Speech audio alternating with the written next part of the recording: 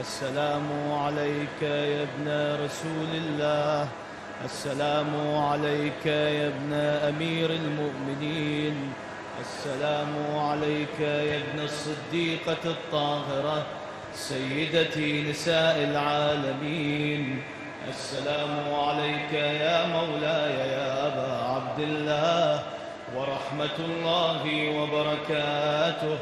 أشهد أنك قد أقمت الصلاة وآتيت الزكاة وأمرت بالمعروف ونهيت عن المنكر وتلوت الكتاب حق تلاوته وجاهدت في الله حق جهاده وصبرت على الأذى في جنبه محتسبا حتى أتاك اليقين. وأشهد أن الذين خالفوك وحاربوك وأن الذين خذلوك والذين قتلوك ملعونون على لسان النبي الأمي، وقد خاب من افترى.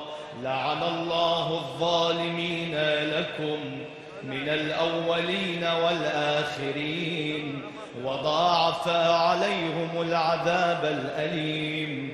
أتيتك يا مولاي يا ابن رسول الله زائرا عارفا بحقك مواليا لأوليائك معاديا لأعدائك مستبصرا بالهدى الذي أنت عليه عارفا بضلالة من خالفك فاشفع لي عند ربك. والسلام عليكم ورحمة الله وبركاته.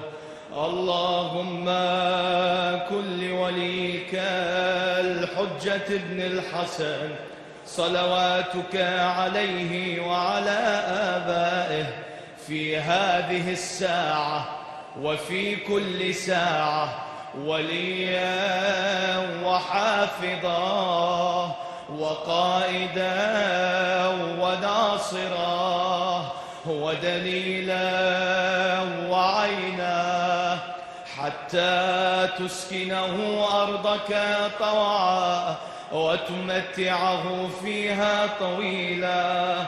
اللهم صل على محمد وآل محمد ووفقنا في يومنا هذا وليلتنا هذه وفي جميع أيامنا لاستعمال الخير وهجران الشر وشكر النعم واتباع السنن ومجانبة البدع والأمر بالمعروف والنهي عن المنكر وحياطة الإسلام وانتقاص الباطل وإذلاله ونصرة الحق وإعزازه وإرشاد الضال ومعاونة الضعيف وإدراك اللغيف